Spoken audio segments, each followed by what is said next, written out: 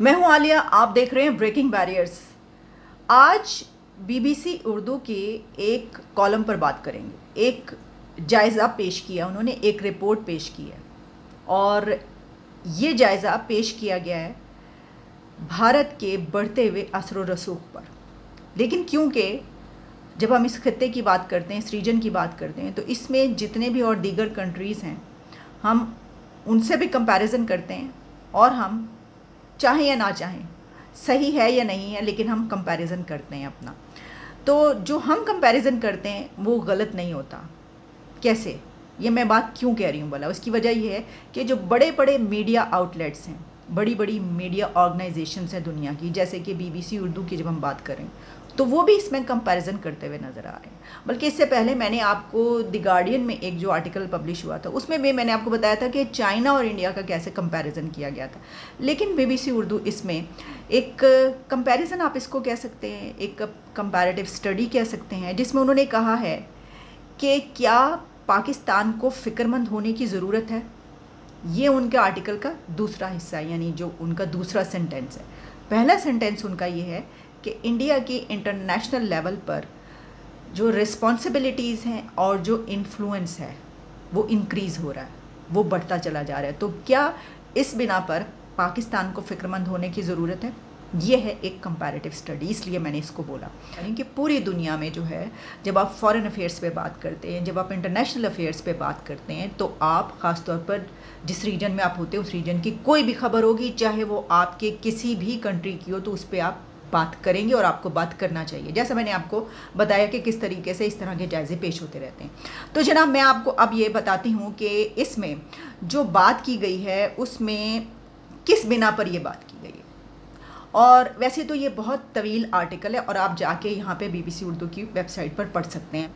आगे यानी कि अगले चंद सालों में ऐसी बहुत सी रिस्पॉन्सिबिलिटीज़ हैं जो कि इंडिया को मिलने वाली हैं। जैसे कि दिसंबर में अगर आप देख लें तो उसमें G20 की जो हेड करेगा इंडिया उसको, अच्छा उसी तरीके से, और उसका इजलास जो है वो दिल्ली में होगा। इसी तरीके से SCO को हमने देखा कि वो भी अब वहाँ पर सरबराही चली गई और जो नेक्स्ट उसका इजलास होगा वो भी वहाँ पर होगा, तो वो भी उसके पास है।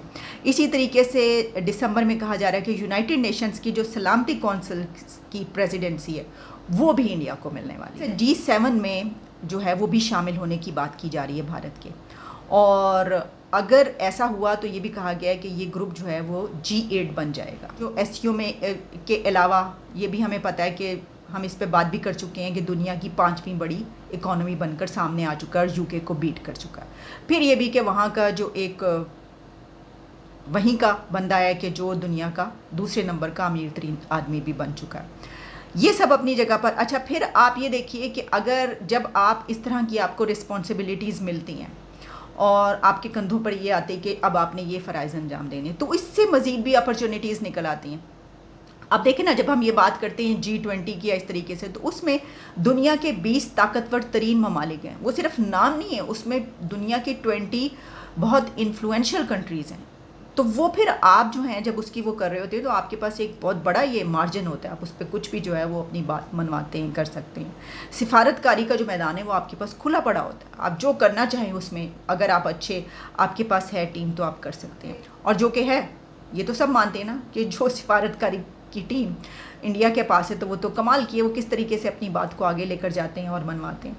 और जब हम G20 की बात करते हैं तो उसमें इंडिया की तरफ से कुछ कंट्रीज़ को इन्विटेशंस भेजे गए हैं, उनको इनवाइट किया गया, जिसमें कि G20 के इजलास में बांग्लादेश, इजिप्ट, मॉरिशियस, फिर नाइजीरिया, अमान, सिंगापुर, UAE, स्पेन, नीदरलैंड्स, ये तमाम कंट्रीज़ ऐसे हैं कि जिनको मेहमान के तौर पर जो है इंडिया ने मदऊ किया। तो देखें, ये देखें ना, मतलब बढ़ता चला जा रहा है ना दायरा।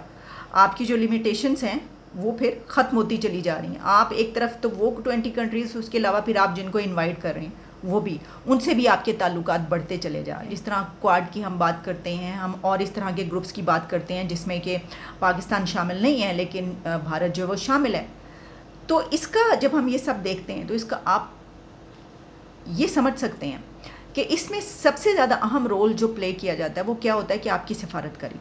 अच्छा, अब मैं आपको इसमें ये कहना चाहूँगी कि मेरा तजिया ये है कि देखें, हम ये बात अपनी जगह पर कि इस वक्त जो हमारी सिचुएशन है सैलाब की और फ्लड्स की वजह से, तो हम ये तो नहीं कह सकते कि हाँ हम जो हैं वो ये सब हमें भी करना चाहिए, हम क्यों हैं और इस तरह। इस वक्त तो हम नहीं कर सकते भाई, नहीं कर सकते तो नहीं कर सकते, इसमें कुछ नहीं हो सकता।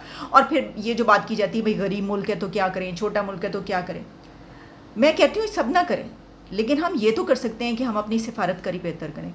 हमने आज तक, हमारे पास जो बड़ा एक फेलियर कहा जाता है वो ये बात की जाती है ना हमेशा से, सभी देख लें कि वो ये बात कि जी हमारा जो फॉरेन पॉलिसी है वो कितना बड़ा फेलियर है। आप पिछले साल उठा के देख लीजिए, 4-5 साल, उससे पहले भी कई मरतबा ऐसा हुआ कि कहा गया कि देखें हमारी फॉरेन पॉलिसी जो है हम वो नहीं कर पाते कि जो दूसरे लोग वहाँ पर जाके कर लेते हैं। हमारी जो लॉबिंग है वो सही नहीं है, हमारे पास तो लॉबिस्ट नहीं। हम ये तो ठीक कर सकते हैं, हम इन चीज़ों को तो ठीक कर सकते हैं। हमारे पास पैसा नहीं है, हम वो काम नहीं कर सकते जो दूसरे करें, लेकिन हम ये तो कर सकते हैं कि हम अपनी सिफारतकारी बेहतर करें। हम अपने जिन कंट्रीज़ से हमारी दुश्मनी नहीं भी होनी चाहिए या हमारे ताल्लुकात ख़राब नहीं भी होने चाहिए, उनके साथ भी हम अपने ताल्लुकात ख़राब कर लेते हैं, हमारे रिलेशंस उनके साथ भी अच्छे नहीं रहते। तो हमें कम से कम हम ये कर सकते हैं कि हम अपने रिलेशंस अच्छे बनाना शुरू कर दें। हम जो कंट्रीज़ हैं उनके साथ अपने ऐसे ताल्लुकात बना लें कि जब हम उनको कुछ कहें तो वो हमारी बात सुने, माने ना, कम से कम सुने ज़रूर। अच्छा, ये बात अलग जगह पे कि इस वक्त ये सिचुएशन है, हम जहाँ भी जिस कंट्री से भी बात करते हैं तो वहाँ पे वो ये कहते हैं कि अच्छा हमें इनसे क्या फ़ायदा होगा, इनको तो हमसे हो रहा है, हम पैसा भी दे रहे हैं, ये कर्ज भी दे रहे हैं, सब हो रहा है, लेकिन हमें तो इनसे कोई फ़ायदा नहीं। वो हैं 2-3 फ़ायदे ऐसे कि जो हमेशा से क्लीशेज कहे जाते हैं कि जी ये बरादराना ताल्लुकात, मुस्लिम उम्मा, ये सब कुछ, लेकिन अब वो सब कुछ नहीं रहा। हर कंट्री जो है अब वो बदल चुका है, वो अपने मफादात देखता है, वो अपने इंटरेस्ट देखता है। हमारे साथ जो कंट्रीज़ हैं वो भी यही देखती हैं। तो हम ये कर सकते हैं कि हम उनसे ताल्लुकात ऐसे बना लें कि कम से कम जो हमारी कमियां और कोताहियाँ हैं उन पे हम काबू पा लें।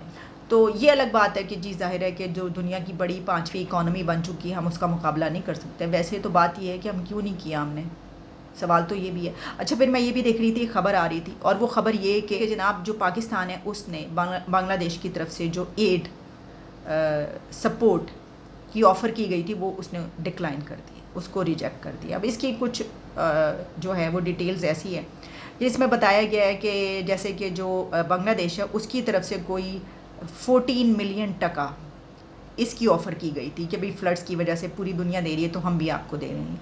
वो बनते तकरीबन रफली $1,45,000 तकरीबन बनते हैं। लेकिन उसमें अच्छा ये भी कहा गया कि जो 10 टन्स ऑफ बिस्किट्स हैं, फिर 10 टन्स ऑफ ड्राई केक्स हैं, फिर 100,000 वाटर प्योरीफिकेशन टैबलेट्स हैं, मेडिसिन हैं, कुछ ब्लैंकेट्स हैं और टेंट्स हैं, ये सब कुछ है। 2000 टेंट्स हैं ये। तो पाकिस्तान ने इसको रिजेक्ट कर दिया और इसको नहीं ली। अब इसमें जो लोग हैं वो ये बात कर रहे हैं कि देखिए इतनी ज़्यादा ईगो है इनकी और इतना ज़्यादा इनको जो है वो गुरूर है और इन्होंने ये बात नहीं की। जबकि बात ये की जा रही है कि पाकिस्तान के जो ताल्लुकात हैं बांग्लादेश के साथ, उसमें पाकिस्तान ने ये सही नहीं समझा कि ये जो है ये उसके इमेज के लिए एक धचका है कि वो बांग्लादेश से ये वाली जो है ये वाली एड लेगा कि बांग्लादेश उसको दे रहा है। अब देखिए, अगर हम इसको इस तरीके से देखते हैं कि बांग्लादेश जो है वो हमसे अलहदा हुआ और उसके बाद जो है वो हमें एड दे रहा है, तो हमें एड उससे लेनी चाहिए या नहीं लेनी चाहिए।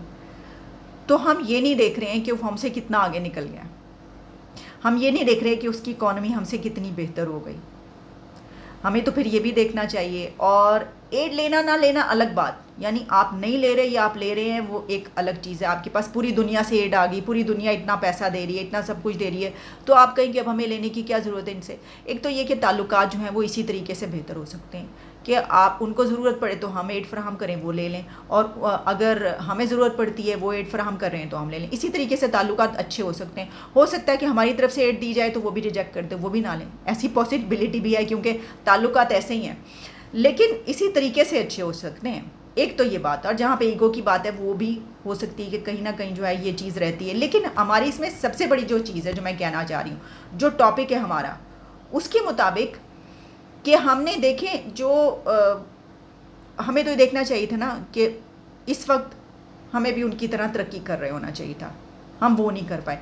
अब इस वजह से क्योंकि हमें बड़ी शर्मिंदगी होती है कि देखो अब हम इनसे लेंगे एड अब हमें ये देंगे एड, तो हम कहते हैं कि नहीं हम तो नहीं लेंगे।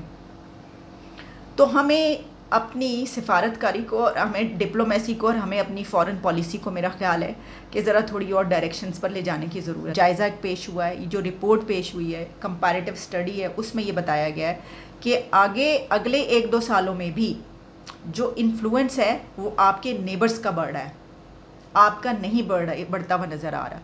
तो आपको ज़रूरत है ऐसे पैरामीटर्स लेने की, ऐसे स्टेप्स लेने की कि जिसकी बिना पर आप भी कोई भी तरीका इख्तियार करें, आप भी ऊपर की तरफ जाएं, मज़ीद नीचे की तरफ ना जाएं। ये मैं आपसे बात करना चाह रही थी। तो मैंने सोचा कि चलें ये एक अच्छा आर्टिकल है, अच्छा कंपैरेटिव स्टडी है, इसके ऊपर बात कर ली जाए। दोबारा आपसे मुलाकात होती है, इजाज़त दीजिए। Take care and good bye.